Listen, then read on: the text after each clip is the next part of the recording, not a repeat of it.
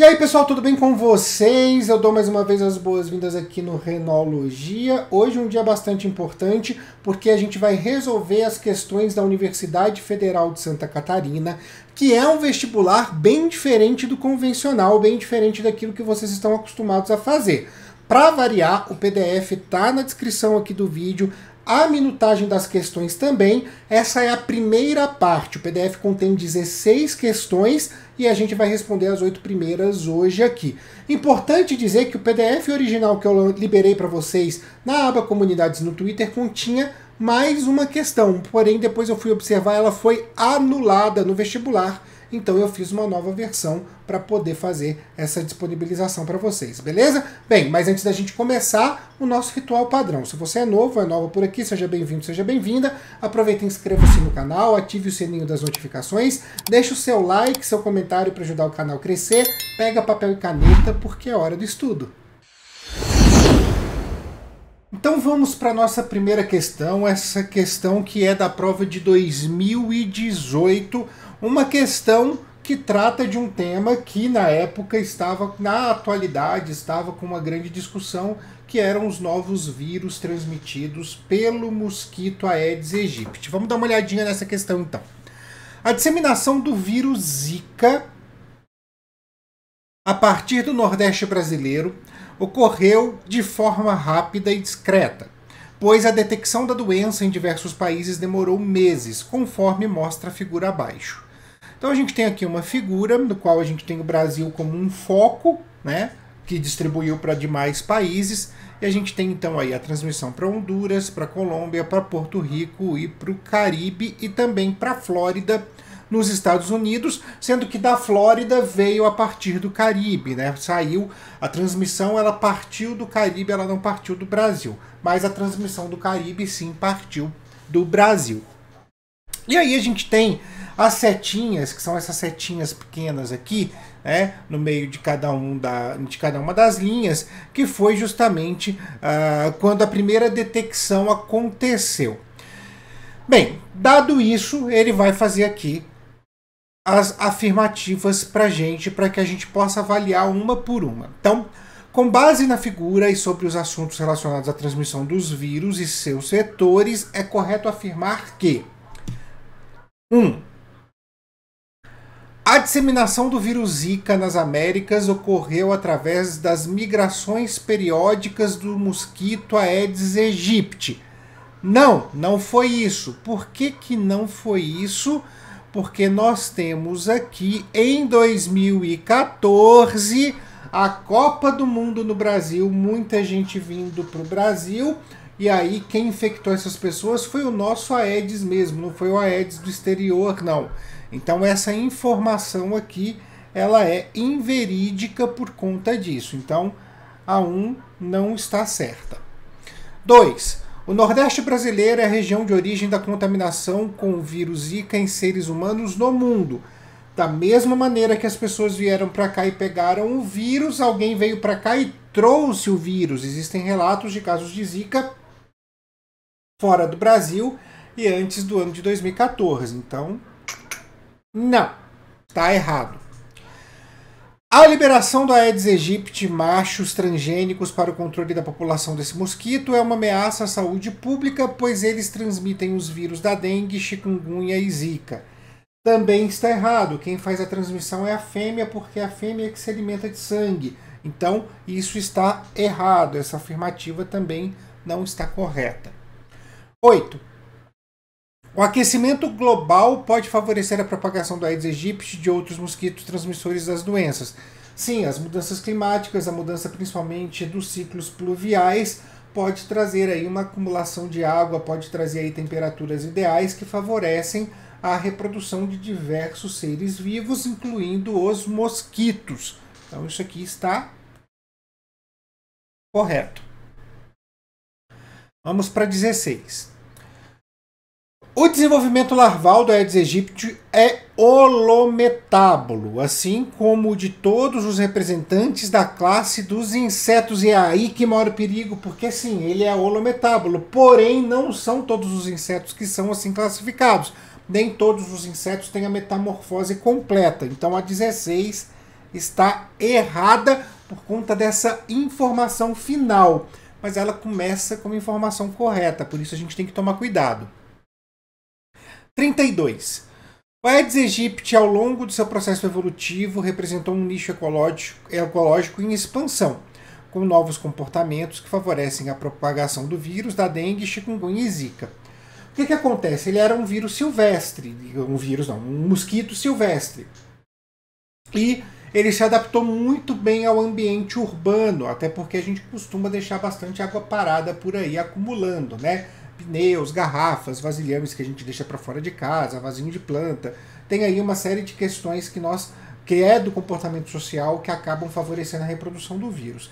Dessa maneira, ele conseguiu se adaptar muito bem às áreas urbanas. Então, ele sim expandiu o seu nicho ecológico e como ele é um vírus, um mosquito que é utilizado como vetor de vírus, outros vírus também acabaram gostando da ideia e utilizando a Aedes aegypti como vetor. Então essa informação ela está bem correta sim, a 32 é certa. 64. Por ocasião da primeira detecção da doença no Nordeste brasileiro, foram confirmadas em Porto Rico microcefalias originadas pelo vírus Zika. Olha só, gente, vamos voltar lá para o gráfico, que isso é importante. A primeira detecção ela veio aqui, ó, no Brasil, em 2015, certo? Em Porto Rico, a primeira detecção veio em 2016, um ano depois.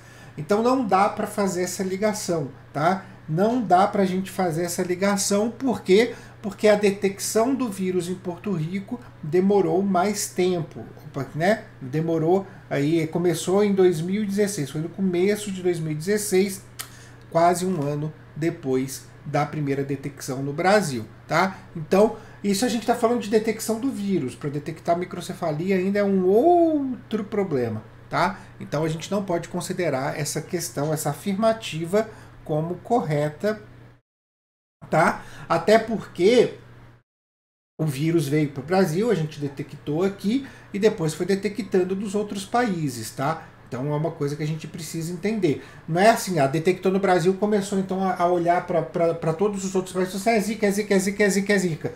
Não, não é assim que as coisas funcionam. Precisam de um estudo, principalmente para rastrear de onde veio e tudo mais. Isso é um estudo epidemiológico importante, tá bom? Bem, total dessa brincadeira aqui, então, nós temos a questão 8 e a questão 32, né? A afirmativa 8 e a afirmativa 32 como corretas. 8 mais 32. Então, o total aqui da nossa resposta é 40. Beleza? Essa é a resposta para essa questão de 2018 da Universidade Federal de Santa Catarina. Vamos então para a nossa próxima questão, uma questão do ano de 2019. O gráfico abaixo apresenta os números mensais de acidentes causados por animais peçonhentos em Santa Catarina no ano de 2017, registrados no Sistema Nacional de Agravos de Notificação, o SINAM. Quanto à sazonalidade, possui um padrão semelhante ao das ocorrências de anos anteriores, 2012 a 2016. Então ele pega aí os 4 últimos anos de amostra. Tá? E diz que tem um padrão, o que para nós diz que esse é um comportamento normal que a gente pode observar no gráfico, nada de exceção. Então vamos dar uma olhadinha aqui, tá? O que a gente vai observar? Primeiro, as aranhas. Então a gente tem aqui casos com picadas de aranhas, tá? Que são essas aqui. Aqui em cima, a gente vai observar as aranhas que tem uma taxa alta de casos, baixa no inverno e depois volta a subir. Aí a gente tem casos de abelha, que também tem uma leve baixa no inverno, mas o número de casos é menor, obviamente, que o caso de aranhas. Casos de lagartas, né, que também a gente vai observar esse mesmo movimento, uma baixa no inverno e um aumento em estações mais quentes. Depois a gente vai ver os casos de serpente, também observa-se a mesma coisa, ainda muito leve, porque o número de casos é menor, né? O caso de aranhas ele é mais gritante porque tem mais casos. E depois os casos de escorpião, esses sim acabam colocando aí tendo uma certa regularidade, mas também tem uma pequena queda no inverno. Então a gente observa que os casos de todos os animais aqui envolvidos são casos que têm mais relação com temperaturas maiores, com estações do ano que possuem maiores temperaturas. Isso o gráfico deixa muito claro para a gente. Tá? Então vamos lá, vamos dar uma olhadinha no que ele diz aqui para a gente. Sobre os animais citados e os dados apresentados, é correto afirmar que 1. Em acidentes causados por animais peçonhentos, deve-se administrar uma vacina específica o mais rápido possível. Não, isso está errado. A gente tem que administrar o soro. A vacina ela vai criar uma imunidade em você, mas ela vai demorar aí umas 2 semanas para poder fazer isso. O soro não. Ele já vem com a resposta imune pronta porque ele já contém os anticorpos. Tá? Então, a primeira está errada. 2. Há apenas representantes de artrópodes e cordados. Vamos dar uma olhadinha quem são os representantes aqui. Aranha, artrópode. Abelha, artrópode. Lagarta, artrópode. Né? Vai fazer depois a transformação lá numa borboletinha, uma mariposa. Serpente, cordado, escorpião, artrópode. Sim, então só há representantes de artrópodes e cordados. Está correta essa afirmação. 4. São celomados, triblásticos e protostômios. Gente, vamos lá. O que a gente vai observar? Os cordados são deuterostômios. Isso é importante.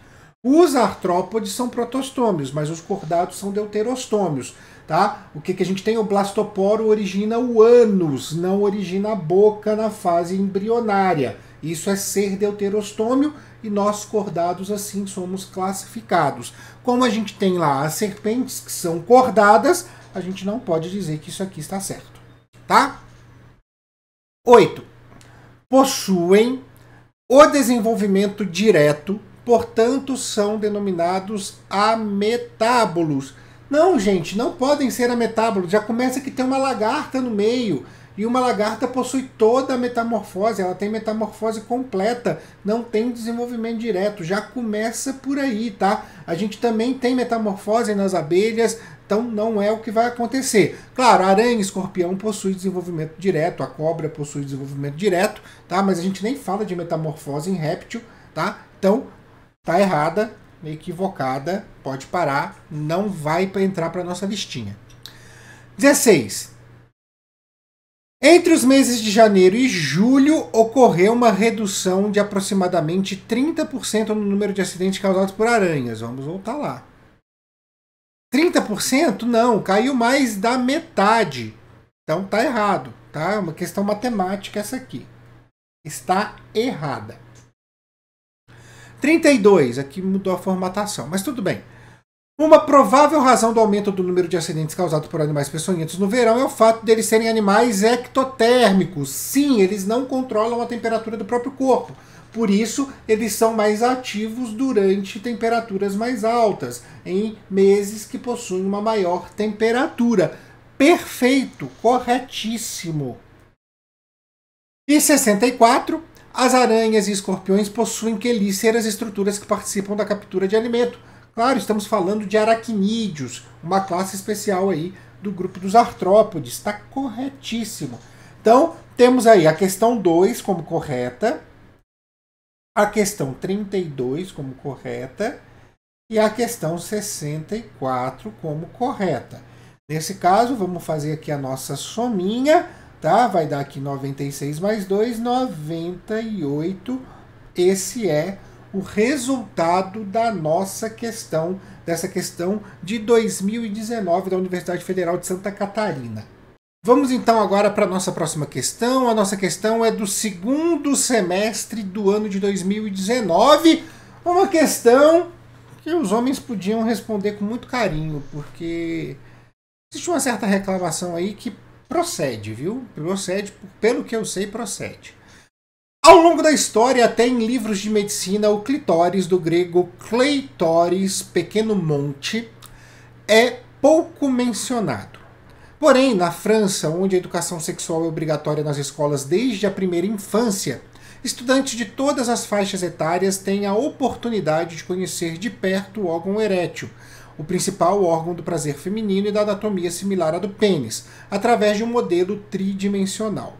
O mapeamento recente de suas estruturas através da ressonância magnética foi o que permitiu descobrir que o órgão mede de 9 a 11 centímetros e que é constituído por glande, bulbos, cruras e corpo, sendo a primeira estrutura a única parte externa do clitóris. Muito semelhante ao que a gente tem na anatomia do pênis, que não é só aquela parte externa que se vê, né? Existem aí os corpos cavernosos, o corpo esponjoso, existe, no caso do pênis, a uretra, existe também uma base por dentro para sustentar tudo isso, tá? A gente tem, então, algo semelhante no clitóris. Até porque o que vai acontecer? Quando a gente tem um processo de gestação, no terceiro mês, tá? O pênis vai começar a ser desenvolvido por questões hormonais. Isso vem do cromossomo Y, né? E aí aquela estrutura não se desenvolve, no caso das mulheres, pela ausência do cromossomo Y e dos hormônios que são produzidos por ele. Então, a gente tem a base do pênis e do clitóris muito parecida, porque até, a gente pode dizer isso de uma maneira, uma maneira simplificada, até a diferenciação sexual na fase embrionária, todo mundo tem um clitóris. Seria mais ou menos isso, tá? De uma maneira bem simplificada, por favor, entendam dessa forma. Então vamos dar uma olhadinha. A gente tem aqui, então, o esquema anatômico do clitóris, tá? O que a gente vai ter aqui, ó, que são importantes pra gente, é exatamente o que nós temos como mais escuro, né? Então, o corpo, a glande, cruras, bulbos. Então, olha só, tudo isso aqui, ó, toda essa estrutura é feita pelo clitóris. E aquilo que está mais apagadinho, ó, ovário, colo do útero, pequenos lábios, abertura da vagina, ósteo da uretra, tudo isso aqui faz parte do aparelho reprodutor feminino, porém não faz parte do clitóris. Então entendam o clitóris como um órgão do aparelho reprodutor feminino, beleza? Então vamos dar uma olhadinha agora como isso vai funcionar. Com base no texto, na imagem e nos conhecimentos sobre o sistema genital feminino, é correto afirmar que 1. O clitóris é um órgão erétil feminino com anatomia similar à do pênis e, assim como este, é responsável pela eliminação da urina. O próprio texto diz que ele é um órgão erétil parecido com o pênis, porém, olha aqui no nosso esqueminha, a uretra não faz parte do clitóris como faz parte do pênis. Então, essa informação não está correta por conta da uretra. 2. O clitóris é densamente vascularizado e possui muitos receptores sensoriais. Certo, é isso mesmo. O clitóris, gente, ele é o ponto do aparelho reprodutor feminino que mais possui inervação e que mais dá prazer à mulher. Isso é muito importante da gente saber. 4. A ocorrência da cistite, infecção na bexiga, é mais comum em mulheres do que em homens devido à localização do clitóris, que possui a maior extensão situada internamente ao sistema urogenital, diferentemente do pênis. Gente, existe mais cistite na mulher do que no homem, mas não é pela localização do clitóris. O clitóris não tem nada a ver com isso.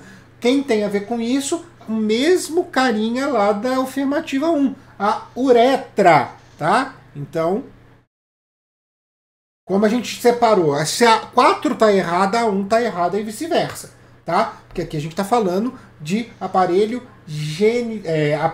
excretor feminino, tá? Lembrando que no homem a gente tem uma junção, porque a uretra elimina tanto o esperma quanto a urina, na mulher é só a urina, então a gente tem essa separação, tá bom? Então tá errado. 8. O hormônio gonadotrofina coriônica é responsável por estimular a ereção do clitóris. O que é a gonadotrofina coriônica? É o HCG.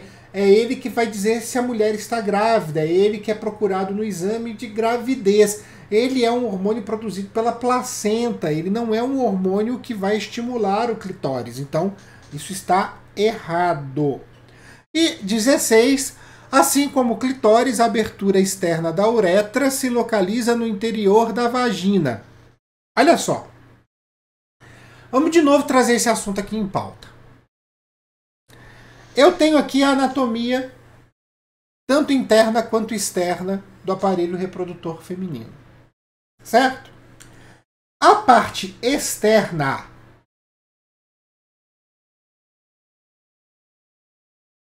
chama-se vulva. Vagina. Vagina é esse canal aqui, ó. É o canal que vai receber o pênis, de onde vai acontecer a ejaculação, para que o esperma possa grudar no colo do útero e possa então entrar no útero para poder buscar um óvulo para fazer fecundação. Então, aquela história assim, nossa, a gente escuta isso muito, eu vi a vagina. Não, você não viu. Você não viu. Ela é interna, você não viu. Você vai ver a vagina se for ginecologista. Não se você tiver uma relação sexual. Entendeu? Você pode até ver a abertura dela, mas você não vai ver a vagina em si, tá? Então, o nome dessa estrutura externa é vulva. O clitóris se localiza na vulva. A abertura da uretra se localiza na vulva. Na vagina tem o quê? Apenas a vagina, tá? Muita atenção em relação a isso, porque é muito comum a gente observar essa fala de uma maneira errada, tá? Essa anatomia externa tem nome e o nome não é vagina, o nome é vulva, tá? Voltando para as nossas afirmativas aqui, a 16 então está errada, ficou então só a 2 como correta, né? Não tem nem como fazer o total, não tem nem soma para fazer aqui, vai dar 2 mesmo, então essa é a resposta que a gente estava procurando.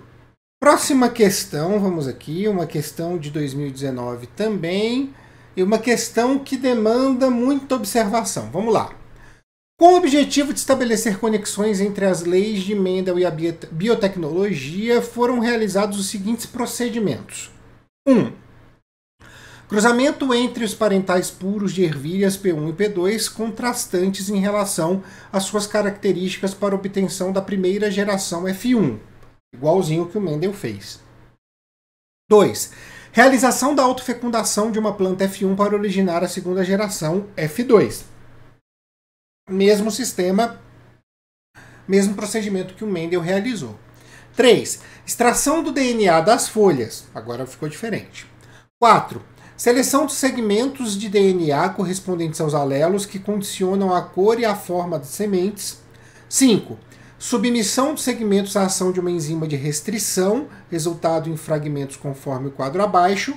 6. Realização da eletroforese, resultado das faixas claras horizontais que indicam o tamanho dos fragmentos de DNA obtidos conforme figura. Isso, na hora que você lê, pode parecer um pouco confuso para você, porque a gente está falando de uma técnica de exame de DNA. Mas o que a gente está descrevendo aqui é simplesmente um quadro, uma técnica usada na biologia molecular, nada demais, nada muito complicado, tá? O que é importante de você observar é a informação que vem agora no quadro. Isso sim é importante. Por quê? Porque ela trata da interpretação do resultado desse exame de DNA. A técnica ela nem é tão importante para você nesse momento, mas a interpretação do resultado, isso vai fazer diferença na sua resposta. Então vamos lá. Alelos. O Vzão. Quando a gente tiver o Vzão, que é quem vai condicionar a cor amarela, mesmo sistema do Mendel, a gente vai observar um fragmento, tá? De 700 nanômetros. Quando a gente tiver o Vzinho, que vai dar a cor verde no caso de homozigose, a gente vai ter 2 fragmentos em 300 e 400 nanômetros. E na hora que a gente olhar para o resultado do exame, isso vai ficar muito claro para a gente. O errão, que condicionaliza, serão 2 fragmentos em 150 e 350 nanômetros. E o R', que quando em homozigose vai dar a ervilha rugosa, é 1 fragmento nos 500 nanômetros. Certo? Então vamos só, antes de olhar para o texto, ou de olhar para o resultado, vamos fazer aqui um negocinho. Vzão vai ter 1 fragmento nos 700 nanômetros. Vzinho, que vai ser amarela, vai ter no 700, mas como ele é homozigoto, vai ter também no 300 e no 400. Vzinho, só vai ter 300 e 400. Beleza? Isso vai facilitar a nossa interpretação. Vou baixar um pouco aqui, vocês já vão ver um pedacinho desse quadro. Errão vai ter 150 e 350. Errinho vai ter o 150 e 350, mas como é heterozigoto, vai ter também o 500. E errinho vai ter só o 500. Certo? Isso aqui vai deixar muito claro para a gente aquilo que nós vamos procurar no nosso resultado. Olha só. Vamos olhar para o quadro aqui, ó. Estão vendo? Aqui a gente tem quantos nanômetros a banda se localiza, tá?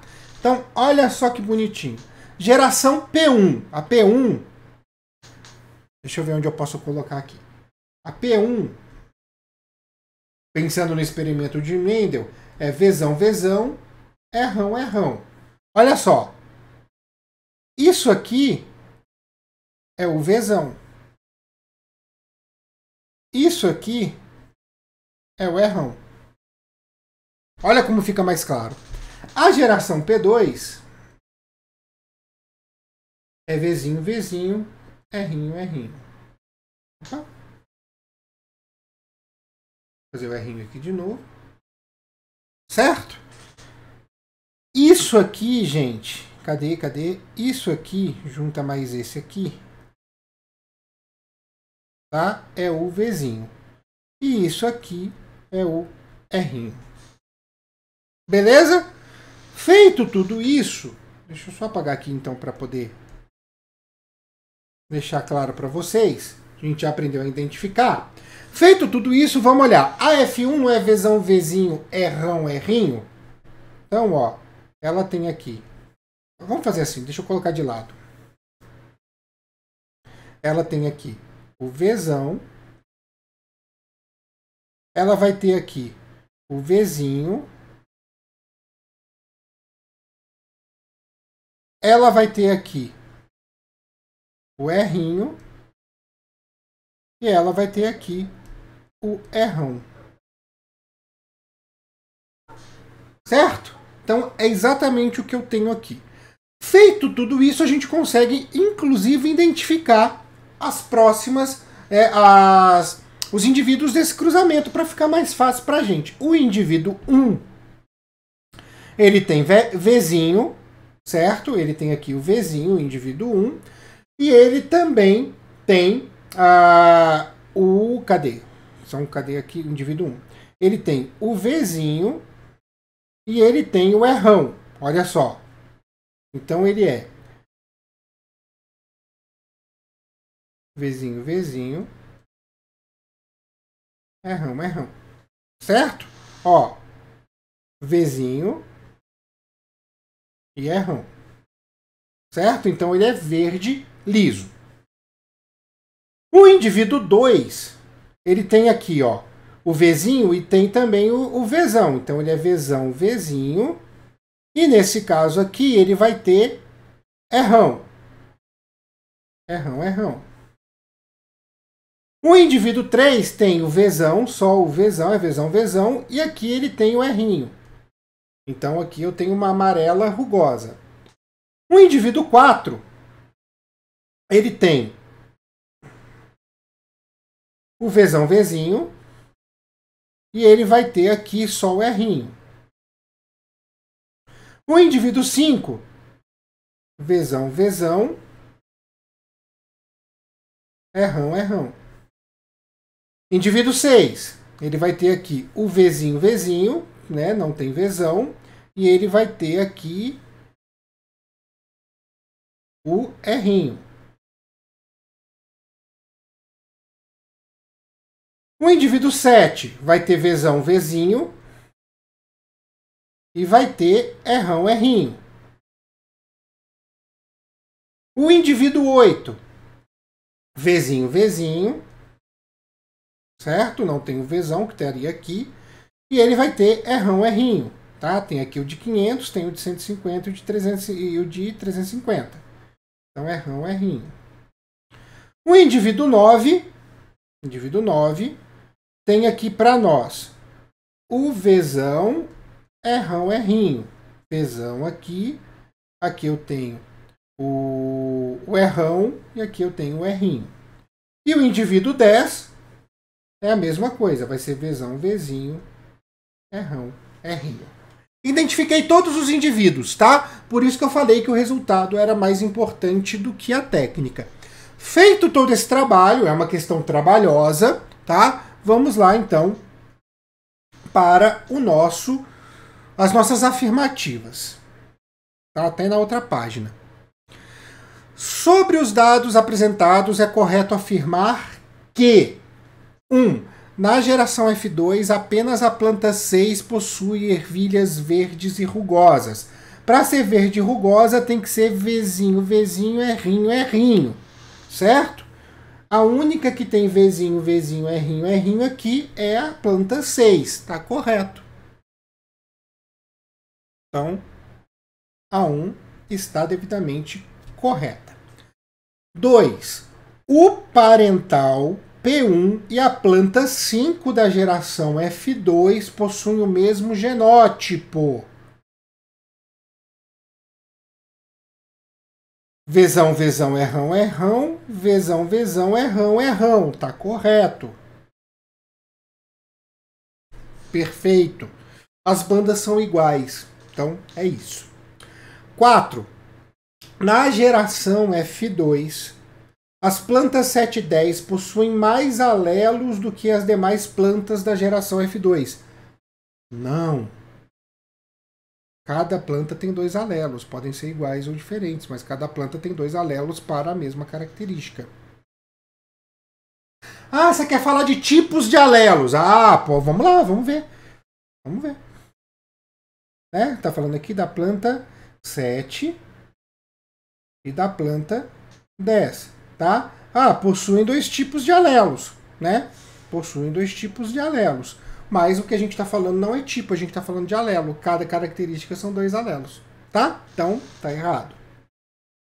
8. O genótipo da planta 3, isso é para mostrar como pode confundir, tá? Uma palavrinha faz toda a diferença. O genótipo da planta 3, na geração F2, é Vzão, Vzão, Rrão, Rrão. Planta 3 não, é Vzão, Vzão, Rrinho, Rrinho. Tá errado. 16. Na geração F2, as plantas 1 e 8 têm as mesmas características fenotípicas. A planta 1 e a planta 8. A planta 1 é verde lisa, a planta 8 é verde lisa. Perfeito. Tá correto. 32. Opa, subi muito. No cruzamento entre as plantas 4 e 9 da geração F2, a probabilidade de se obter plantas com ervilhas verdes e rugosas é de 6,25. Então vamos lá. Planta 4 e planta 9. Certo? É isso? 4 e 9, 4 e 9. A planta 4 é Vzão, Vzão, Rrinho, Rrinho. Então ela vai produzir gametas Vzão, Rrinho e gametas Vzinho, Rrinho. Vou fazer aqui um quadrinho de punê para facilitar a nossa vida. A planta 9,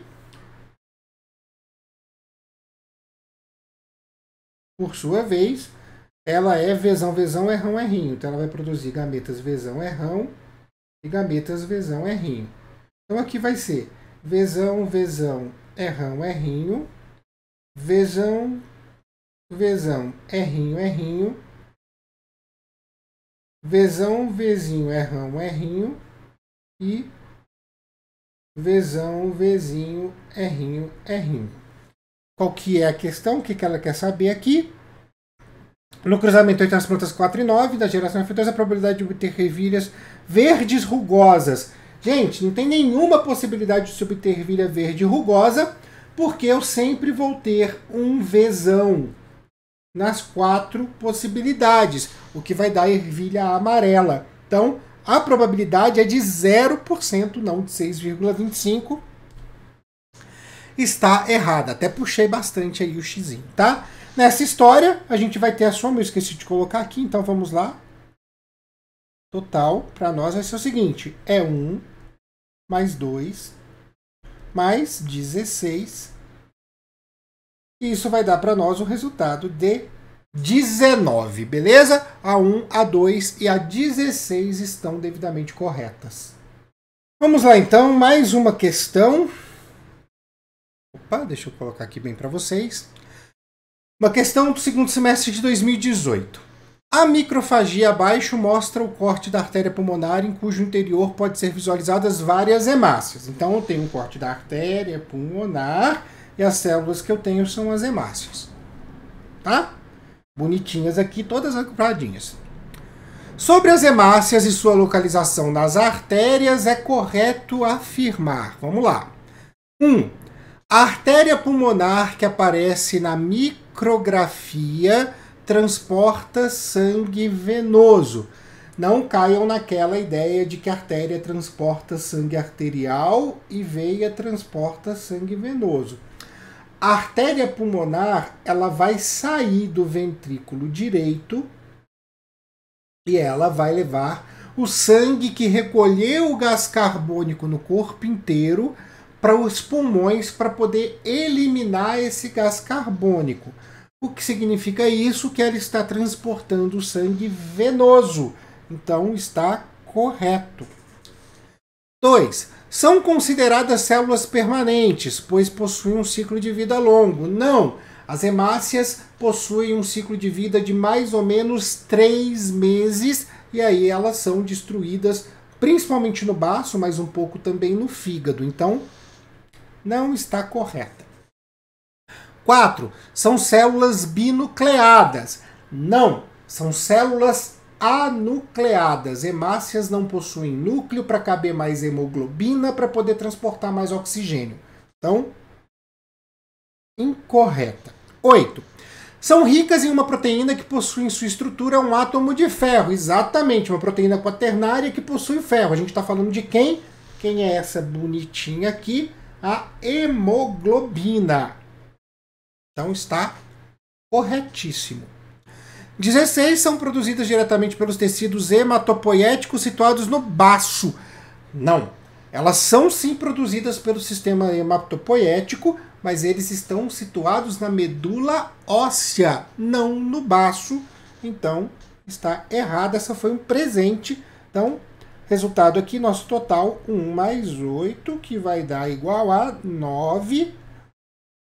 E aí a gente tem o resultado, a 1 e a 8 estão devidamente corretas. Mas muita atenção, porque, como eu falei, às vezes vem algumas informações que vão até o finalzinho corretas, chega no final elas desandam. Então, ó, a 16 é um exemplo delas. São produzidas diretamente pelos tecidos hematopoéticos. Você lembra disso? Pô, hematopoético, é isso mesmo, está correto. E essa palavra aqui é quem desanda todo o rolê. Então, muita atenção com essas pegadinhas, beleza? Então, vamos lá para a nossa próxima questão, uma questão de 2020. Vamos lá. Aqui. Cada heredograma abaixo apresenta uma história familiar relacionada a determinada doença rara do ser humano.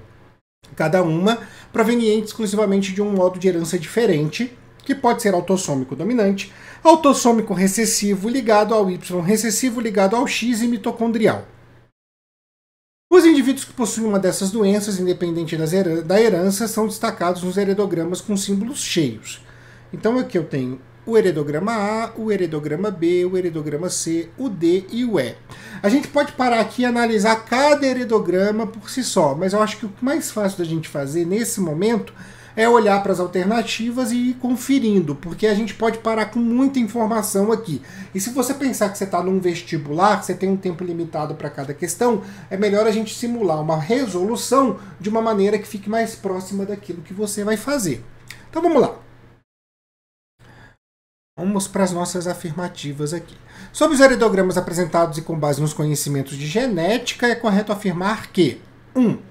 O modo mais provável de herança do heredograma B é o mitocondrial, pois se observa a transmissão da doença das mães afetadas para a prole, o que não ocorre em relação aos pais afetados.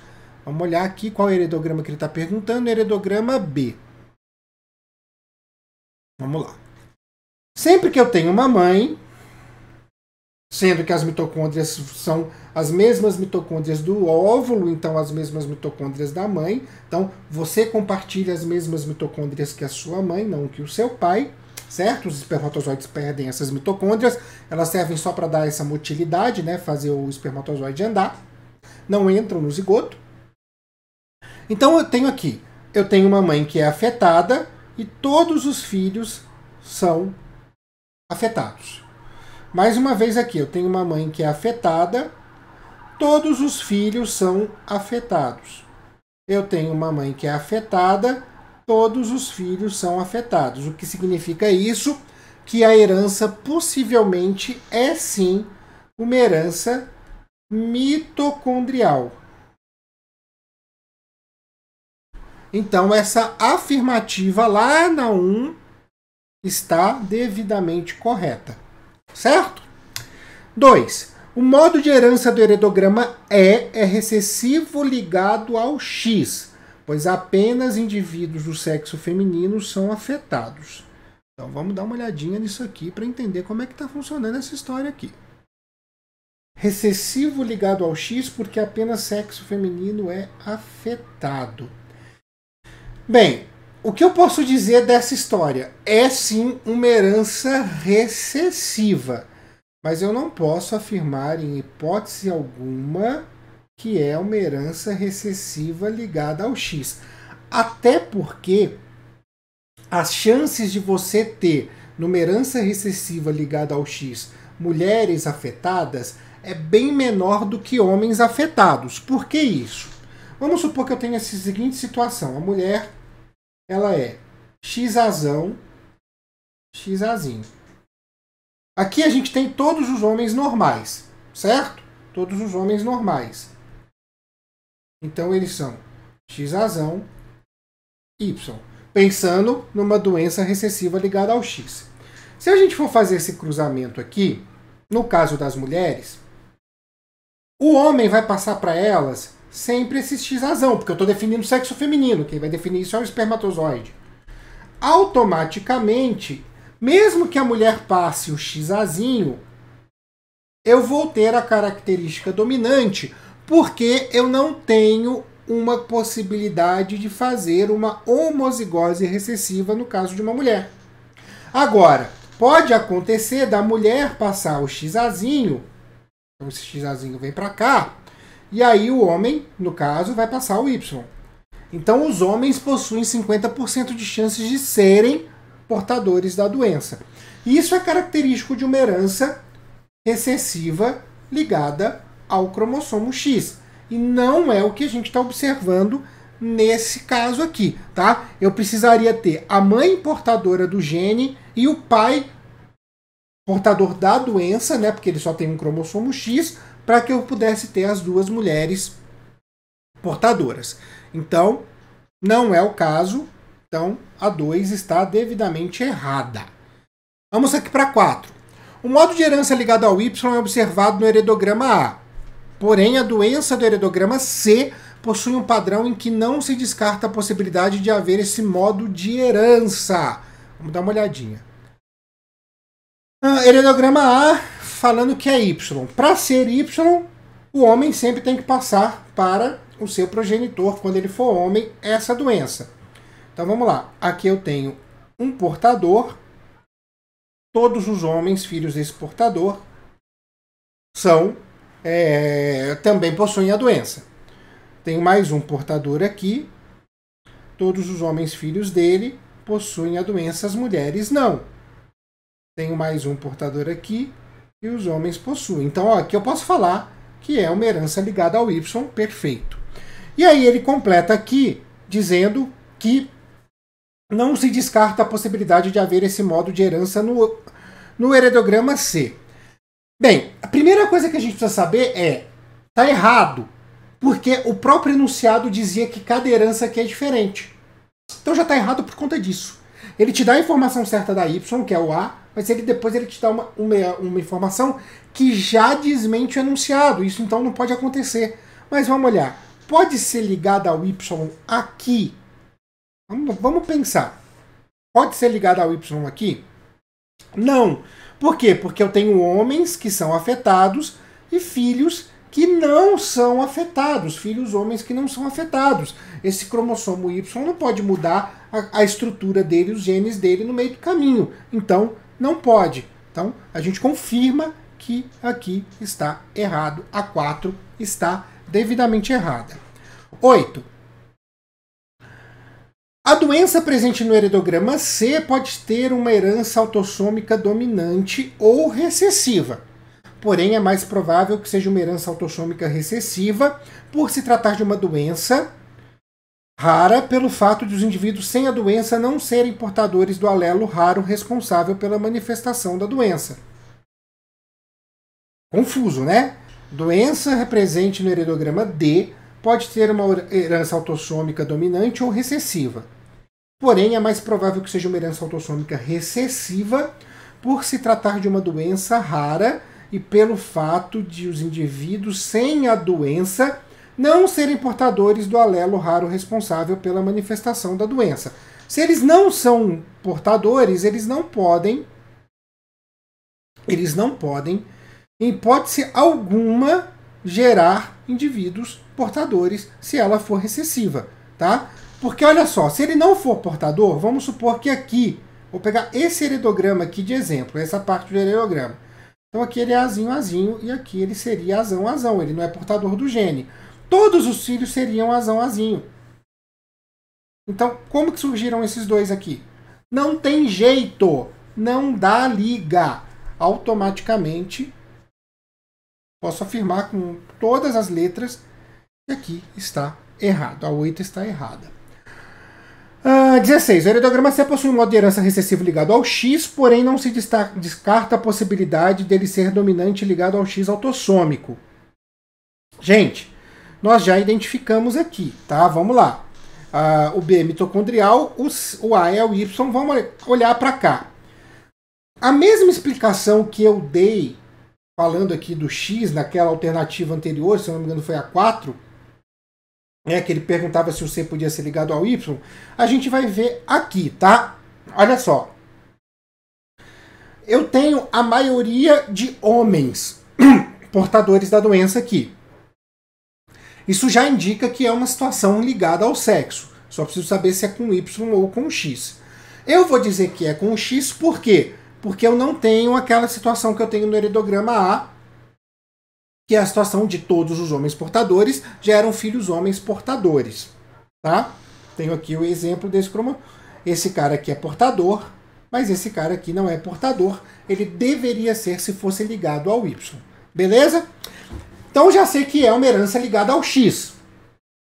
Mesmo que só tenha homens. Tá? O que eu preciso saber agora é se é dominante ou recessiva. E é muito fácil de eu saber isso. Por quê?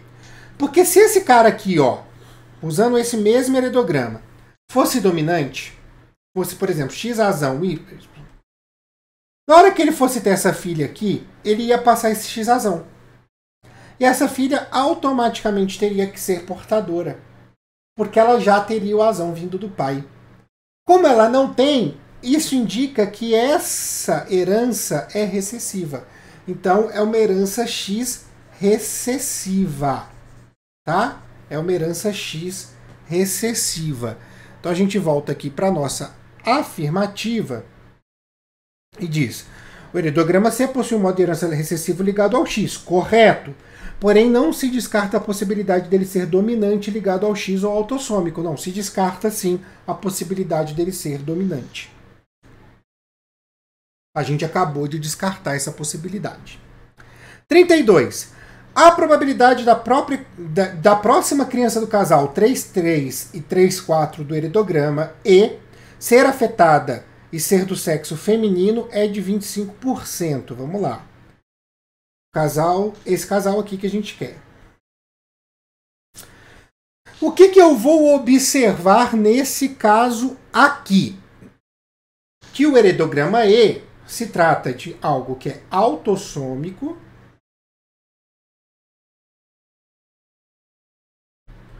e recessivo.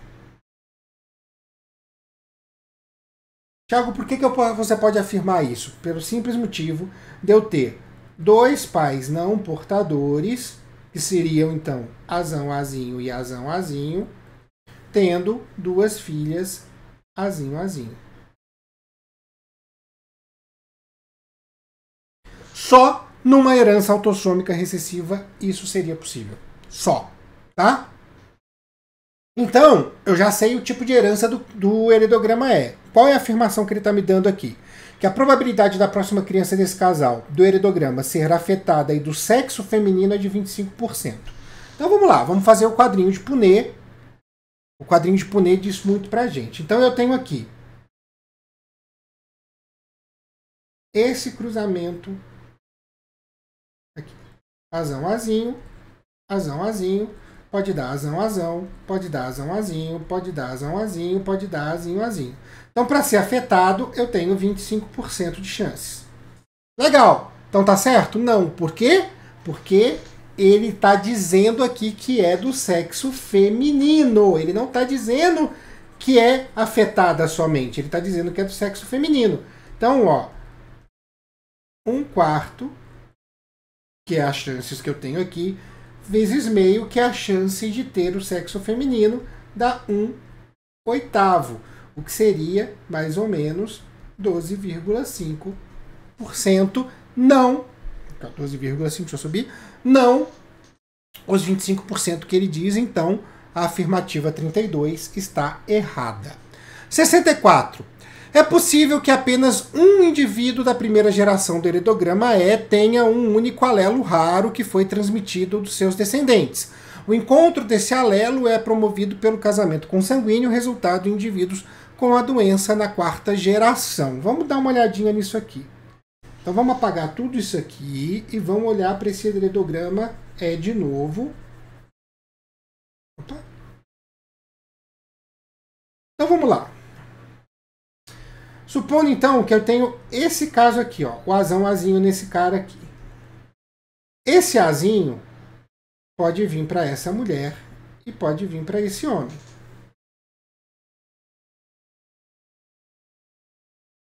Esse Azinho pode vir para essa mulher, pode vir, quer dizer, para esse homem pode vir para essa mulher, certo? E aqui eu teria o Azinho, Azinho. Esse Azinho, ele estava nessa família aqui, ó. Como eu tive um casamento consanguíneo aqui, a chance dele aparecer com mais frequência é maior, porque possivelmente aqui todo mundo é Azão, Azão. Eu estou falando de uma doença rara, eu não estou falando de uma coisa comum não, ó. Por isso eu posso afirmar isso aqui, tá? Automaticamente, olhando lá para aquilo que a afirmativa me diz, né? É possível apenas que um indivíduo da primeira geração do heredograma E tenha um único alelo raro que foi transmitido aos seus descendentes.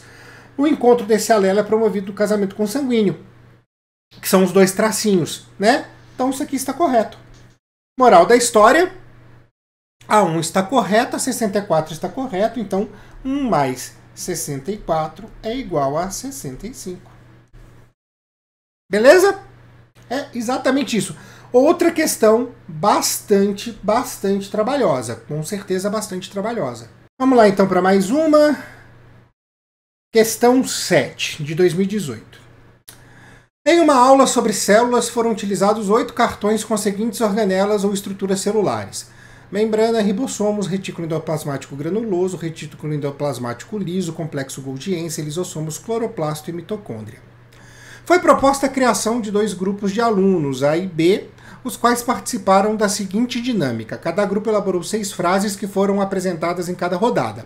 As frases deveriam conter o conteúdo dos cartões conforme a tabela abaixo. A pontuação era contabilizada quando as frases estavam corretas.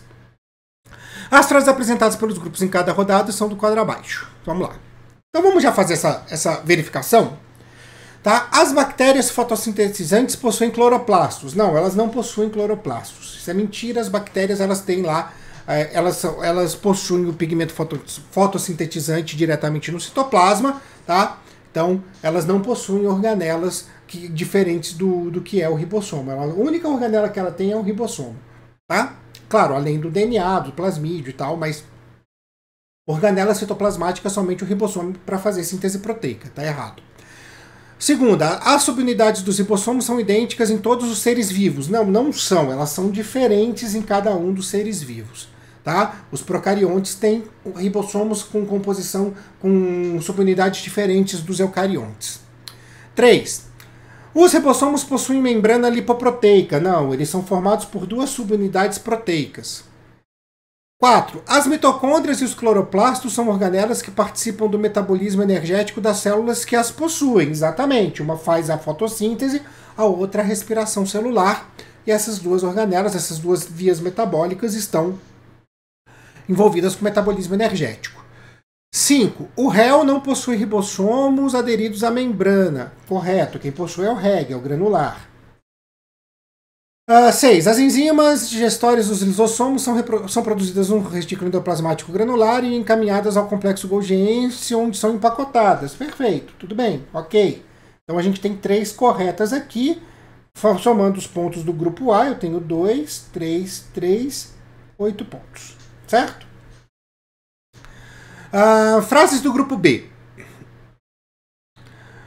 Os lisossomos participam dos processos de autofagia. Correto. Pessoas que consomem álcool em excesso desenvolvem uma grande quantidade de retículo endoplasmático liso, sobrecarregando a atividade do tecido hepático. Real. Pode dar, inclusive, lesão. Terceira aqui. As bactérias possuem ribossomos e membrana plasmática. Perfeito. O que até desmente a ideia da primeira frase lá dos cloroplastos. Então, tá correto. 4. A teoria endossimbiótica explica as possíveis origens das mitocôndrias e dos cloroplastos. Sim, ela explica as possíveis origens, que são seres procariontes que acabaram entrando em células eucariontes e acabaram dando tanto certo que não se separaram mais. 5. As mitocôndrias e os cloroplastos possuem ribossomos. Eles fazem sua própria síntese proteica. 6. O retículo endoplasmático granular produz proteínas que fazem parte da membrana plasmática. Em algumas proteínas ocorre a adição de glicídios no complexo golgiense. Também está perfeito. Acertaram todas aqui. Então, eu tenho 2. Acho que é assim que eles estão contando, tá? Acho que é assim. Então eu vou ter aqui o total de 12 pontos. Certo? Fechamos. Então vamos lá. Com base na análise das frases, é correto afirmar que a frase da segunda rodada do grupo A, frase da segunda rodada do grupo A está errada. Está errada. Certo? Os ribossomos não são iguais em todos os seres vivos. Tá? Isso é um fato. 2. O grupo A obteve uma pontuação maior que a do grupo B. Pô, não força a barra aí não, né? A gente já viu aqui que está errado. 4. Apenas 2 frases que contêm a palavra ribossomos estão erradas. Então vamos olhar as nossas frases erradas aqui. Ribossomos. Aqui não é ribossomo. Sim, 2 frases erradas. Quando você faz esse processo prévio de ver o que está certo e o que está errado, fica mais fácil, né? 8. Todas as frases que contêm a palavra cloroplastos estão corretas. Não, a primeira aqui já diz que está errado. Ó.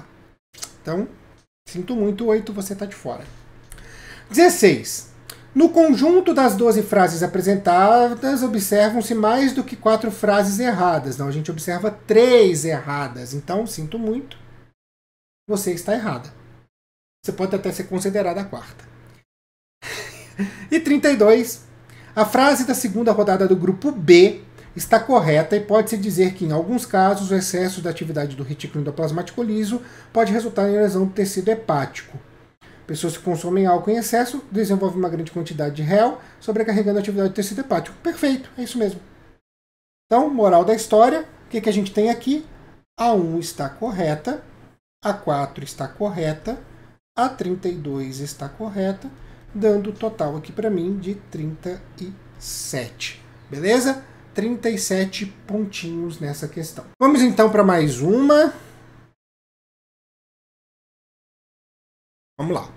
Em um jogo didático entre dois jogadores X e Y, cada pontuação foi computada de acordo com o agrupamento correto entre um animal, cartão identificado por uma determinada letra e a sua característica específica, cartão identificado por um determinado número.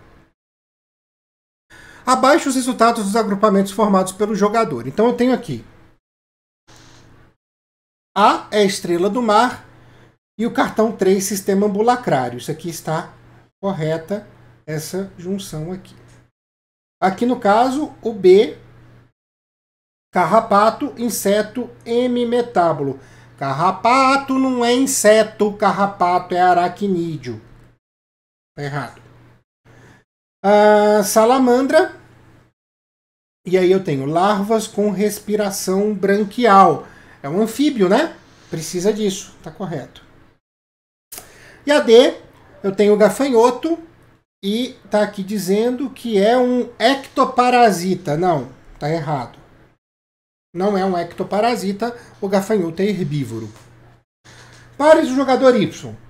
Pinguim e glândula uropigiana. Perfeito, pinguim, como uma ave que nada, possui a glândula uropigiana. Aqui eu tenho o camaleão e coração com 3 cavidades e ovos amnióticos. A gente está falando de um réptil, perfeito. Está coerente. F.